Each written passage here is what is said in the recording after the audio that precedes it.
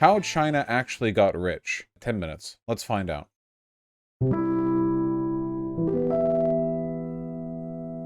The single most stunning economic story of the last few decades has been the rise of China.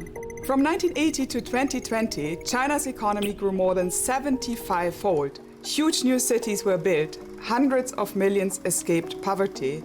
It was the largest and most rapid improvement in material conditions on record in modern history. This is I don't know if it's the most, but this is true, basically. Through the power of capitalism, the line did in fact go up, yeah. Let's go back. When the economist Adam Smith was writing in the 1700s, he considered China to be one of the... Notice the 24/7 streaming by your fan channel. Is Destiny streaming about me for 24/7? Does it say 24/7 the title? Apparently he's doing a whole day of streaming about me or something. 24/7 Vaush alert. You won't believe what a sub thinks about Shu. Hilarious debate review. I gotta rein in my clip channels, man. Did you see his convo with President Sunday? No, I didn't. The wealthiest countries that had ever existed. But after decades of war and instability in the 19th century and early 20th century, China began a rapid decline. Up until a few decades ago, China was one of the poorest countries on earth. But now China is an economic powerhouse. Economists predict that it will overtake the US as the largest economy in the world in this decade.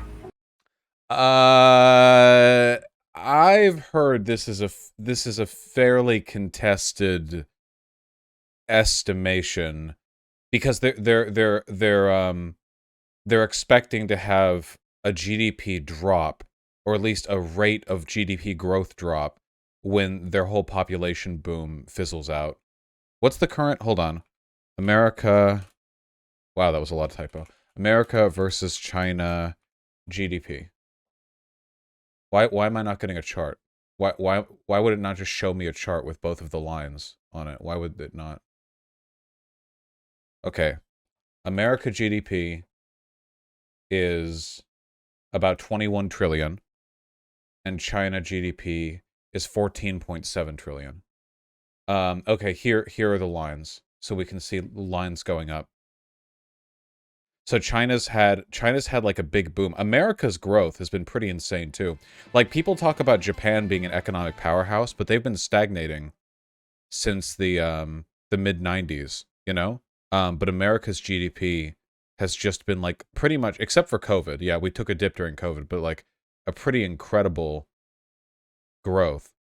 And China's seen like really even like a higher rate of growth. I guess it's a matter of whether like it keeps, yeah, you know. We'll see. Japan fell off. Unironically, though. People called it the Chinese miracle. You can hear some people describe this miracle as a straightforward story of the free market. They say, it's a simple story. China was poor, then the economy was freed from the grip of the state. Now China is rich. But this is misleading. China's rise was not about the triumph of the free market. To understand why, we have to look at what happened to other countries which remade their own economies in the same period, often to disastrous effects.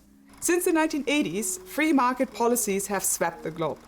Many countries have undergone far-ranging transformations, liberalizing all prices, privatizing entire industries, and opening up to free trade. But many of the economies that were what are these graphics here? Far-ranging transformations, liberalizing all prices, privatizing entire industries. Like, I you know, it just I know that this is not meant to be like a neutral education channel or whatever, but and opening up to free trade. Opening up to free trade, showing like firearm like transit. You know what I mean? Yeah. But many of the economies that were subjected to markets overnight have since stagnated or decayed. None have had a growth record anything like the one seen in China. African countries endured brutal economic shrinkage. Latin America experienced 25 years of stagnation. If we compare China to Russia, the other giant of communism in the 20th century, the contrast is even more staggering.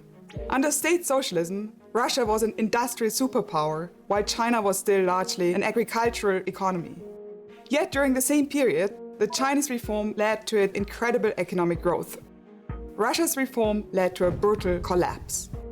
Both China and Russia had been... So there's a grain of truth here. Actually, it's not just a grain of truth. The thing that's made China so powerful, the thing that made their economy grow so effectively, is that it's state capitalism, not capitalism. Like, essentially, capitalism is allowed to flourish within China as long as it, serves the interests of the state. That's why you hear stories of billionaires getting, like, executed or whatever over there when they like fail. Yeah, when they fail to do that. It's basically, she said state socialism. It's not state socialism. It's state capitalism. It's private industry, and as long as you're kept within, like, as long as you're what you're doing is benefiting the nation state, and oftentimes what you see with countries where privatization fails is that you have rampant privatization that isn't being done with a kind of central framework. Now, I will say, in terms of like effectiveness in developing a country, state capitalism, I think, is way better than like regular laissez-faire capitalism when you are the one being invested in. If you're the country that's like opening up to foreign markets and you have the many, many poor people and you're the one that's underdeveloped and you're the one who's at risk of being imperialized or being subjected to neocolonialism or like the IMF or the World Bank or whatever, if you're in that position, having like autocratic government control over private investment can be pretty helpful. Vietnam is another success story of that. Vietnam was doing absolute like garbage until they opened up to private investment and privatization, and their economy has started to grow since then. And that's in large part because like it's kept reined in by like the government, the one party state. So it's definitely better, I won't deny that. Economies that were organized largely through state commands. Individual... Do you think socialism/communism can ever overcome the fact of supply and demand? It doesn't need to. The socialist economic theory doesn't contradict or fight against supply-demand theory. You can understand supply and demand's effect on like economic behavior and still be a socialist. Players could only act within the structures set by state planning. Think of playing foosball. Each individual player can only be moved along with the rod to which it is attached. Okay. It is a rigid setup. You can only go back and forth or rotate. Market reforms in both Russia and China was like moving from foosball to an actual soccer game. Players now could move freely. But while Russia jumped right into the game without setting up a proper stadium, rules or jury, in China the state took the lead in setting up all infrastructure. The state built the team, it trained the players, educated the coaches, and designed an overall strategy. This feels like a tortured analogy, but I don't think this is wrong. I think this is fair, right? When Russia opened up to privatization after the collapse of the Soviet Union, it was basically a free-for-all of privatization, and a lot of it got cut up by oligarchs who were powerful in the state beforehand, whereas China was a lot more controlled about like the limitations that they set up for private investment, and that led to it being done largely for the benefit of the state, as opposed to Russia just getting like fucking wrecked by by oligarchs. Yeah. Russia followed the recommendations of the most quote-unquote scientific economics at the time, a policy of so-called shock therapy. As a basic principle, the idea was that the old planned economy had to be destroyed to make space for the market to emerge. Think of shock therapy like knocking over a Jenga tower after a short period of pain. Russia was supposed to emerge as a fully fledged capitalist economy almost overnight. The leader of the plan announced it was a way of destroying communism in Russia. When Russian President Boris Yeltsin took power, he eliminated all price controls, privatized state-owned companies and assets, and immediately opened Russia up to global trade. So what happened? In a word, catastrophe. The Soviet economy was already in disarray, but shock therapy was a fatal blow. The shock therapists had predicted some short-term... Yeltsin was the most effective CIA agent ever developed in their labs. A crucial blow to the Russian economy. Pain, but what they did not see coming was how severe, destructive, and permanent the effects would be. Consumer prices spiraled out of control. Hyperinflation took hold. Government coffers were looted. GDP fell by 40%. The shock therapy recession in Russia was deeper and longer than the American Great Depression by a large margin. This was a disaster for ordinary Russian people. Um, is that true? I don't know if that's true. Didn't I'm pretty sure the Great Depression proportionally led to way more economic harm. Is that true? It might be true. Damn. Well, either way, the shock therapy was like fucked. Yeah. Um, basically, like, yeah. Like it was super fucking bad. Many of the former Soviet countries that underwent shock therapy are in like slightly better conditions today because they've buddied up with the EU afterwards. But for countries that didn't, like they got fucked basically. Let's see the Russia GDP. Yeah. Um yeah, you can see Russia's GDP, you know, like stalled. God, look at that. Like half a trillion here, and then through like the effects of shock therapy dipping all the way down to 200 billion. This is less than the worth of Elon Musk. Right here. Elon Musk today is worth more, was he would have been worth more, significantly more in the entire country of Russia in in 1999. And then like since then it's been super fucked. And now it's going to go down again because they fucked their economy again by invading Ukraine. Wait, if we look at Ukraine's GDP, because they also got mega super. Yeah, you see the same pattern here, right? Um, you know, the fall of the Soviet Union, like shock therapy, and then around 1999 is when things started to pick back up. You see Romania right here as well. Belarus was always kind of fucked, whatever. Oh wow, what happened to Ukraine's GDP? What happened in 2014 that made Ukraine's GDP plummet? I wonder. Um, what kind of reforms would China need to make to become a more genuinely bottom-up socialist state in your view? China is like not even remotely socialist, so they would have to do a lot, like a lot, a lot. The reason China's doing well because of sharp increase in median age. Yeah, China. Wait, hold on. Can we find China's age distribution? This has helped it, but it's about to work against it. Um, they had a baby boom that's about to kick their ass. According to age distribution of China's population in 2021, approximately 68% of the population were in the working age between 15 and 64 years of age. Holy shit.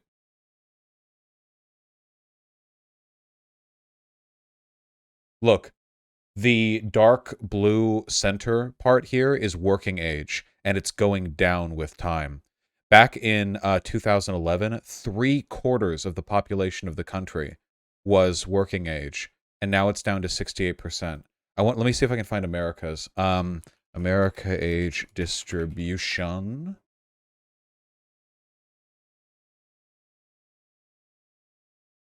Yeah, for America, we're a bit lower. It's at 65, but we've held stable. See, it's 66% back here and 65% here. So we're over our baby boom, like, leap, and we've got a pretty stable working age population. But China, their working age percentage is decreasing by a decent amount. So a lot of these people are going to age out into the elderly category. And it's going to be like, can I get a more specific age breakdown on this? Can I find, like, within a smaller distribution, like how close are these people to retirement? Yeah. Wow. This is by 5-year age group. Look at this group right here. The 55 to 59, 50 to 54, and 45 to 49 right here. Oh god, all these groups are in working age but won't be soon. You see what I mean? That right there is going to suck for China's economy when in like 10 to 15 years when this when this bubbles out into the retirement age, or I guess 15 to 20. Yeah, because it's not like you ideally what you want to see is you want to see like like an even downward curve, kind of, where like you have the same number of like young, like you want to see like a tapering off, basically, where the line goes like pretty flat and then it goes like that, you know, like it tapers off closer to old age because you die, you know. This right here, if it wasn't for this, if you could redistribute this chunk of elderly age right here to like back here, China would be fine. But this is like 5 or 6 percentage points, which is hundreds of millions of people that are going to retire off faster than sort of the expected population distribution, you know? Yeah. Yeah, that's gonna fucking suck. I guess we'll see how that gets handled. Yeah. This is a good website for this? Population pyramid? Oh, yeah, I see. Yeah, you can see the same distribution thing right here. God. Ugh, well. People. HIV infections, alcoholism, childhood malnutrition, and crime went through the roof. Life expectancy for Russian men fell by 7 years, more than any industrialized country has ever experienced in peacetime. Jesus. In 2006, Russian life expectancy was still several years lower than it had been in 1986 under the Soviet Union. It turned out that Russia didn't get a successful free market overnight. Instead, it went from a stagnating economy to a hollowed-out wreckage dominated by oligarchs. So far, by the way, I don't disagree with anything here, I don't think. Oh, by the way, I said earlier what the ideal age distribution should be. America's pretty close. Remember what I said? You want kind of like a straight line and then it tapers off at the end? Here's America's. So here you have under 5, 5 to 9, 10 to 14. That way you have like about the same number of adults as you have the number of children, like per same like range of age, you know? And then it sort of tapers off at the end right here, you know? You can kind of see generational booms. I'm in this group right here. This would be like the Zoomer to millennial like gap right there, and you know, this back here would have been like the Gen X, I think. Yeah. If simply getting rid of price controls and government employment didn't make a country prosper, and in fact destroyed its economy and killed huge numbers of people, then clearly the rapid application of free markets was not the simple solution. I agree with when that. Deng Xiaoping took over the leadership of China in 1978, the country he inherited was still desperately poor. In 1980, China had a per capita GDP of just $194. What the fuck? That was less than Sudan and Haiti, and almost half of Niger. The Chinese leadership knew they needed reform. As I show in my book, How China Escaped Shock Therapy, throughout the 1980s, the Chinese leadership repeatedly considered implementing the same type of sudden reforms that Russia had pursued later. The idea of starting from a clean slate seemed attractive, and shock therapy was widely promoted by quote-unquote scientific economics. Programs for rapid price liberalization were prepared and then withdrawn twice. But in the end, they decided not to pursue shock therapy. Unlike the free market economists in Russia, economists in China approached change like a game of Jenga. Take out many pieces at once and the whole thing falls apart. Take out one piece at a time and you can win the game. Instead of knocking over the whole Jenga tower at once, China reformed itself in an experimental and gradual way. Market activities were tolerated and actively promoted in non-essential parts of the economy. China implemented a system of what they called dual-track pricing. State-owned enterprise... I just want to say, by the way, so far, I completely agree with this video.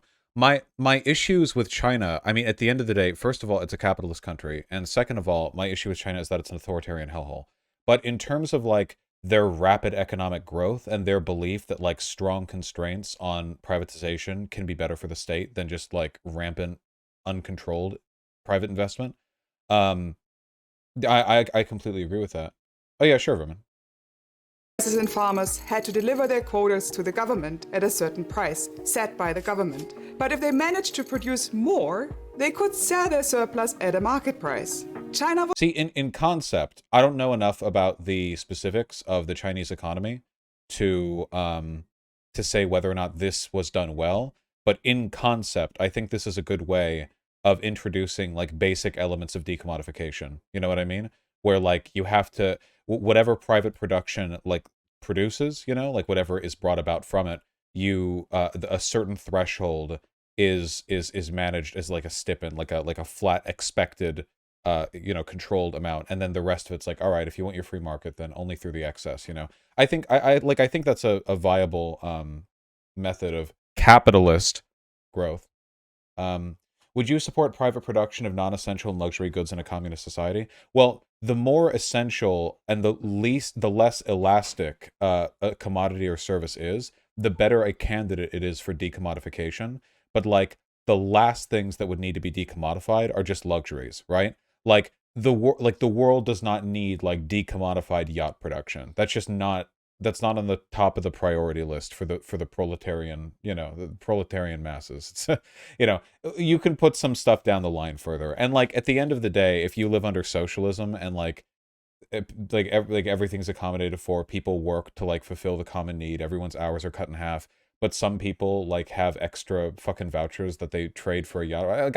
I don't like speculating about like the nature of how socialism will work exactly. I like talking about the paths we take to get there. Okay, I don't want to be the city planner. I want to be like the engineer. I want to be like, yes, this is a good rock to place down that will make for a good road. Where does the road lead? I don't know, but it's a good rock,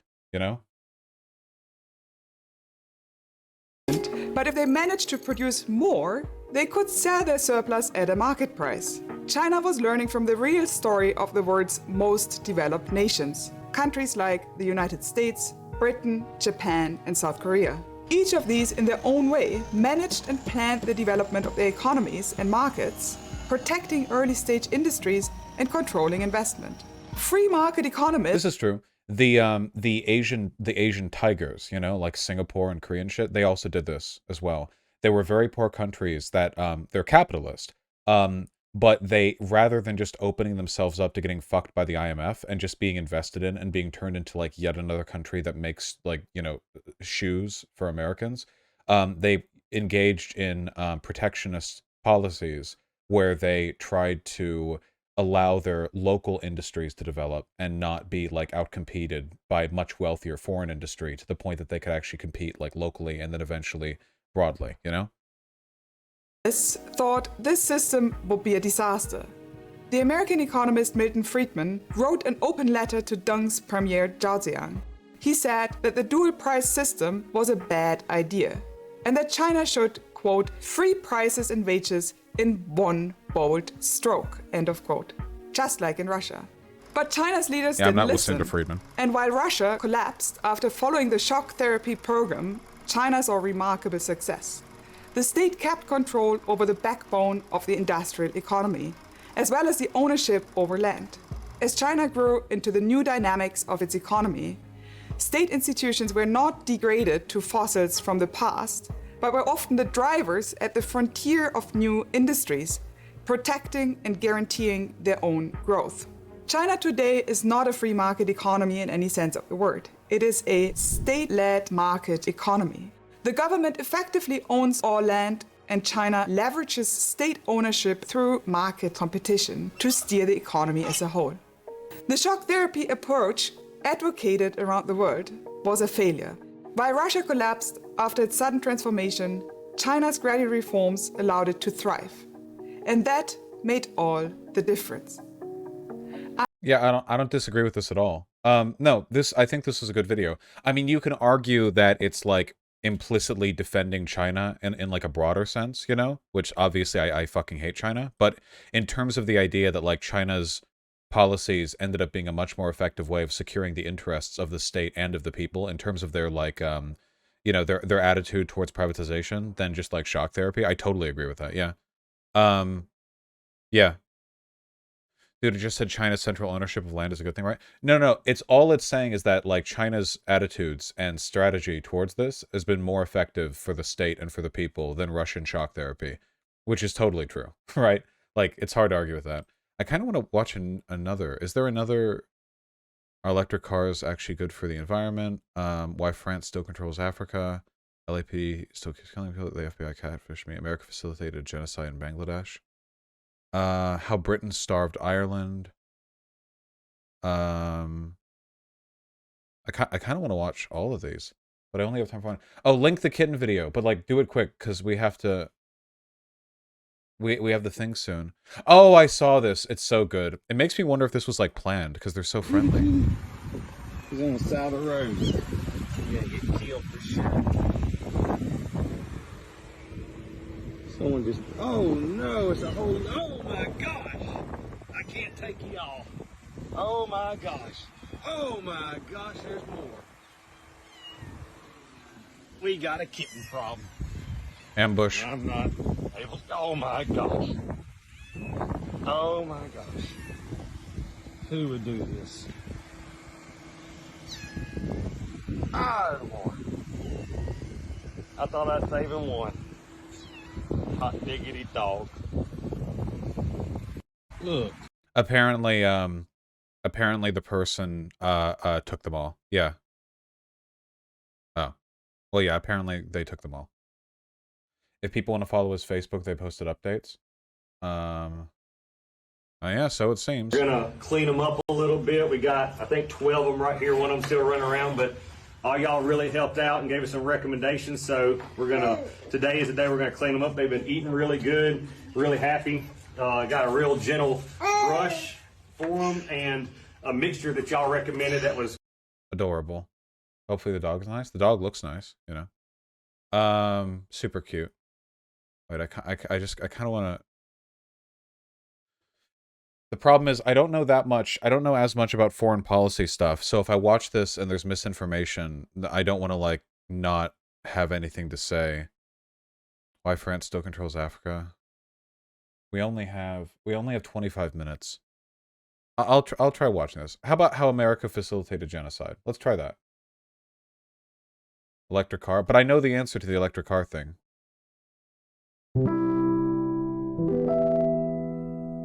This is Bangladesh. It's probably not a country you've heard a whole lot about. Maybe that's because it's kind of hard to see on a map. It's Geographically squiggly. speaking, Bangladesh is a small place, about as big as the state of Illinois.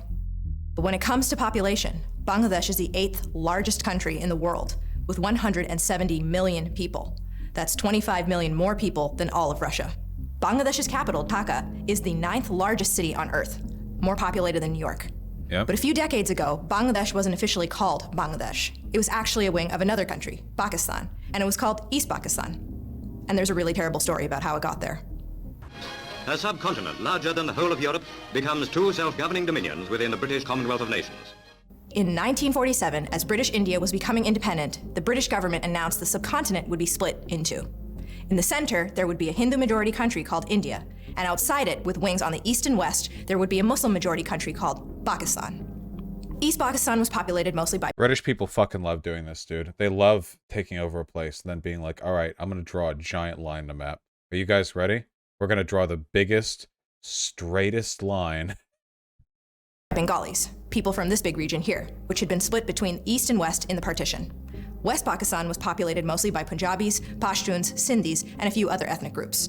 Separated by over 1,000 miles of Indian territory and demographically and culturally split between groups from opposite ends of South Asia, this was a really weird arrangement. In the years following independence, it turned out not to work too well for people in the East.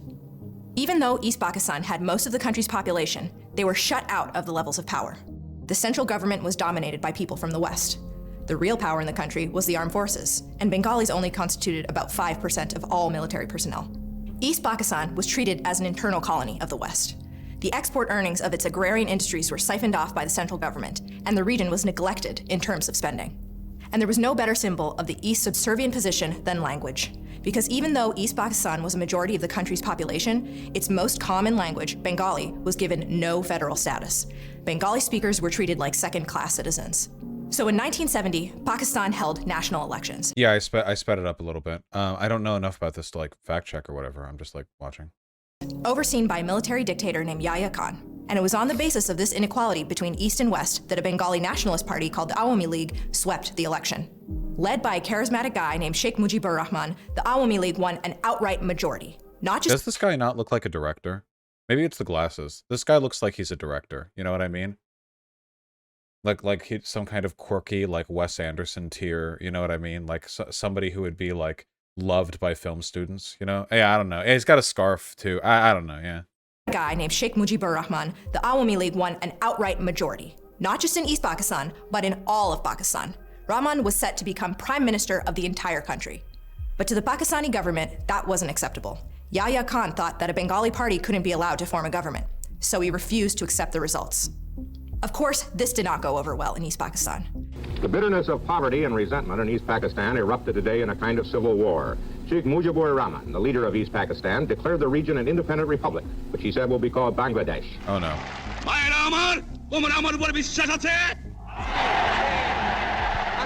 আমি প্রধানমন্ত্রিত্ব চাই না আমরা দেশের মানুষের অধিকার চাই The Pakistani government events that precede disaster. Oh no. Oh god. was furious. So the next night, they launched their response, a campaign they called Operation Searchlight. They branded it as a program of pacification to calm the situation and return things to normal.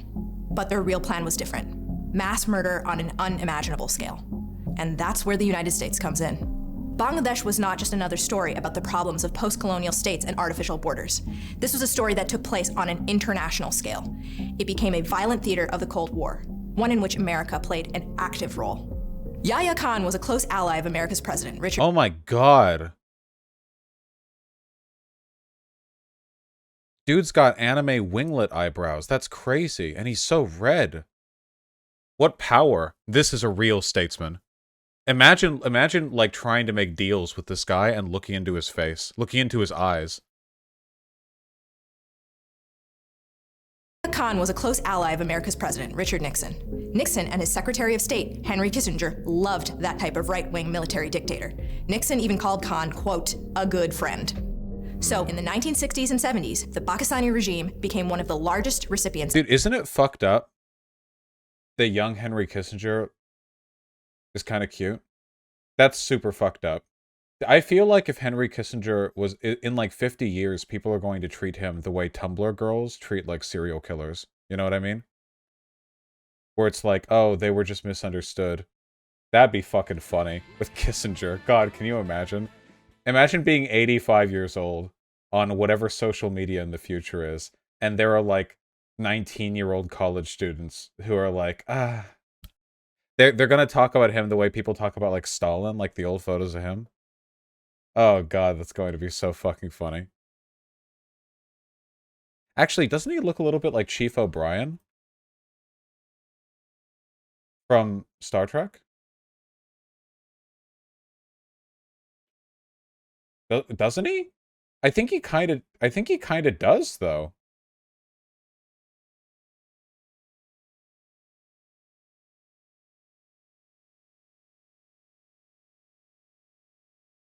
Two men, one struggle. I don't know. Get him some thick glasses, and I feel like, yeah, I don't know, man. Let's just move on. So in the 1960s and 70s, the Pakistani regime became one of the largest recipients of American military aid in the entire world. Most of the planes, guns, bullets, and bombs that Pakistan was now flying into Bangladesh had been generously supplied to it by the United States. And with those American weapons, Pakistan unleashed a campaign. Wait, hold on. Usually the US doesn't do this unless it benefits us directly. Was Bangladesh like more aligned with Russia and China, and Pakistan was more aligned with us? Is that the reason why we did this? We were like, yes, we're helping Pakistan defeat communism in Bangladesh or some shit? Okay, yeah. Just, yeah. Of absolute terror, today recognized as one of the most ruthless genocides of the entire 20th century. Let me see. Killed between 300,000 and 3 million people, raped between 200,000 and 400,000 Bengali women. Great. What is this range of deaths? That's an order of magnitude difference. Okay. The actions against women were supported by Pakistan's religious leaders who declared Bengali women were public property. Okay. About 30 million civilians were displaced out of 70 million.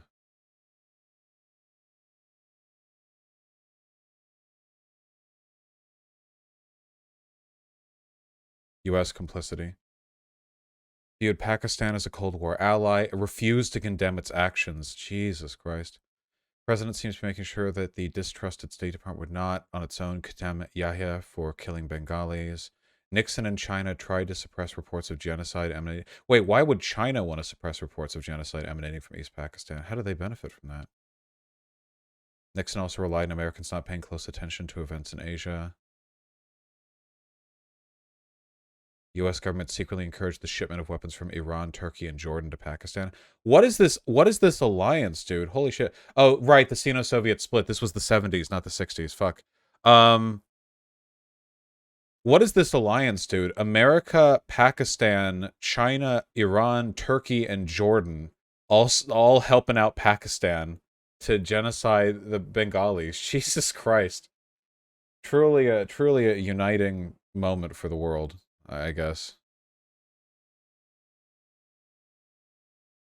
U.S. officials knew about the mass killings and used the term genocide and selective genocide. For example, in the Blood Telegram, show President Nixon downplay the secret internal advice, protect the interests of Pakistan. In his book, The Trial of Henry Kissinger, God, I fucking wish, Christopher Hitchens elaborates what he saw as the efforts of Kissinger to subvert the aspirations of genocides. Points to the efforts of some American politicians did speak out. Senator Ted Kennedy. Oh. Hi, Ted. Charged Pakistan with committing genocide, then called for a cutoff of American military and economic aid to Pakistan. Oh, shit. Hello, half a century ago, Ted Kennedy. He keeps coming up, doesn't he? Well, he's a pretty important guy for a while, you know? Damn. Comrade Ted Kennedy fighting on behalf of the Bengali people. Fuck.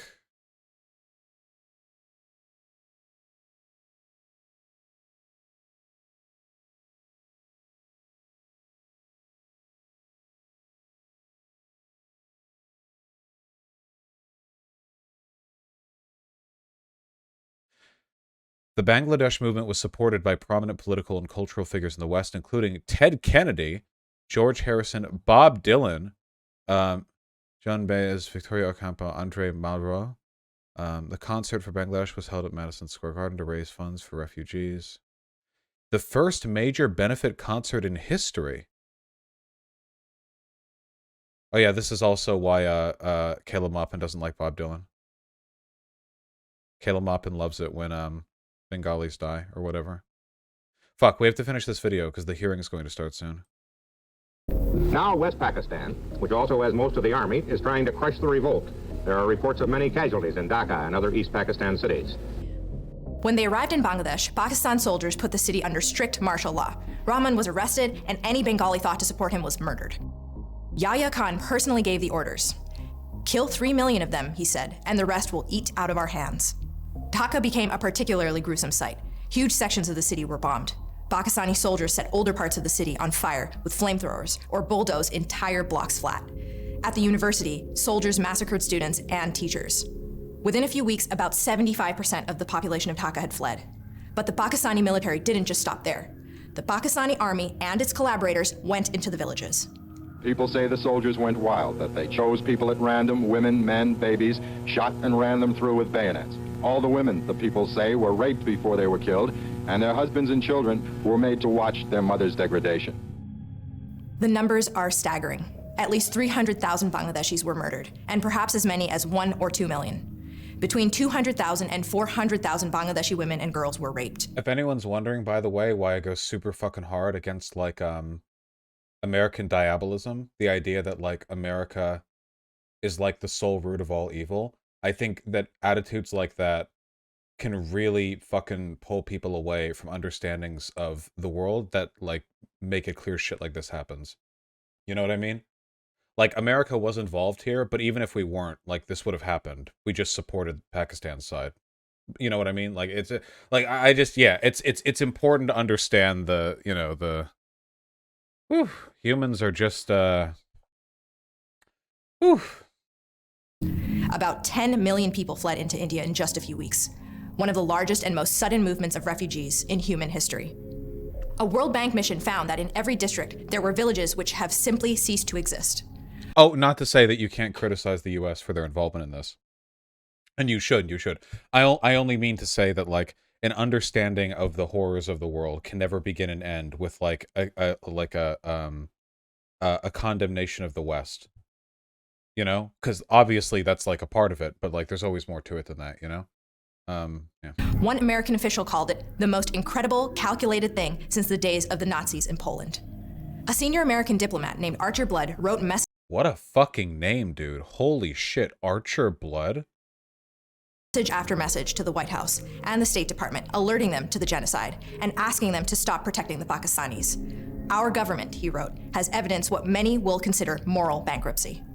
But Nixon and Kissinger didn't care. Nope, it didn't matter. Nixon was right. Americans don't give a shit. Nobody knows. Nobody cares. I bet maybe one American in every 100 knows about the Bangladeshi genocide, or like what we did or what they did or whatever. You know, it's just, yeah. That consul in Dhaka, Kissinger said, doesn't have the strongest nerves. Archer Blood's telegram got thrown in the trash. So as Pakistan was destroying Bangladesh with American weapons, Nixon and Kissinger knew exactly what was going on. And they weren't angry. If anything, they were impressed. The use of power against seeming odds, Kissinger says, pays off. That was partly because of Cold War power politics. After all, Pakistan was an anti-communist partner and Pakistan's neighboring rival, India, seen as a Soviet ally. So Pakistan was an essential outpost for US interest and its actions couldn't be opposed. And Nixon and Kissinger also held really racist views that led them to ignore the killings. What Nixon had to say about Indians in one White House conversation. Undoubtedly, the most unattractive women in the world are the Indian women. Most sexless, none people. I mean, people say, what about the black Africans? The colonists, Indians, apathetic. When one American... That's some classic Americana right there. And people act today like modern reactionaries don't think this way. The only difference between like what Nixon said there and what Trump's like thinks is that Trump doesn't say it. You know what I mean? You think like McConnell doesn't think shit like that? Like, the only difference here is that they've stopped saying it out loud because they can't get away with it anymore. Outside of that, like, I don't think any... It was Reagan was the one who compared black people to monkeys, right? That was Reagan, right? In the White House, not as a governor? Yeah, like, that was just in the 80s, you know? American diplomats suggested cutting off aid to Pakistan to stop the genocide. Nixon put it bluntly. I wouldn't do that to help the Indians. The Indians are no goddamn good. What Indians really need, Nixon said, is a mass famine. Kissinger agreed. He added, another one? Wait. What we need, Nixon said, is a mass famine. Kissinger agreed. He added, they are a scavenging people. So Nixon and Kissinger stepped up aid to Pakistan. They illegally transferred more American weapons into the hands of Pakistan through American allies like Jordan, Iran, and Turkey. The United States even made an implicit threat toward India not to intervene by moving a nuclear aircraft carrier into the Bay of Bengal on the coast of Bangladesh. And as America assisted the genocide, the situation escalated. With so many Bengali refugees flooding across the border, India had to intervene. The Indian government gave its support to pro-independence Bangladeshi rebels fighting the Pakistani army. Pakistan responded by launching an attack on the Indian Air Force, and the situation turned into an all-out war. But with Indian intervention, that war ended in just 2 weeks. Pakistan surrendered and Bangladesh became an independent country. Damn, anti-imperialist India really stepping up to the bat there. Jesus Christ. I was wondering when India would get involved.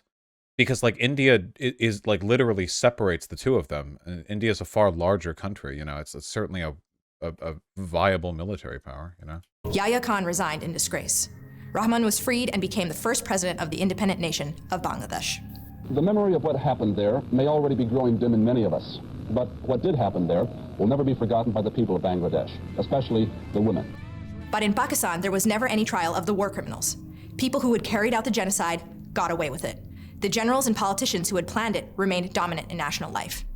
Even in Bangladesh, many people who had collaborated in the genocide continued to be prominent in public life, becoming businessmen and politicians. And two of the biggest collaborators in the genocide, Henry Kissinger and Richard Nixon, were never tried or held responsible for their role in Bangladesh. They had knowingly facilitated a genocide, had joked about it, had spoken positively of its leaders, and they got away with it. I'm Nashwa Zaman for the Gravel Institute. Yeah, America bad unironically, actually. You know how, do you ever get the feeling that the walls are closing in on the American empire, and a lot of it is because, unbeknownst to the average American, there are billions of people out there who despise us with every, like, fiber of their being and will never stop despising us because we're directly involved in some horrible shit that happened in their country, you know? Like, that doesn't happen here in America. Like, nobody in America is like, those Bangladeshi... Like, no, that doesn't... It doesn't happen here. We're safe from everything. The closest thing we have is 9/11 and then Pearl Harbor, like, a century ago. You know, like, that's the closest we've got. Yeah. We're building up quite the grudge list. Yeah. Wacky stuff. Vaush, I thought democracies didn't do genocide. What? Democracies absolutely do genocides. Who said they haven't?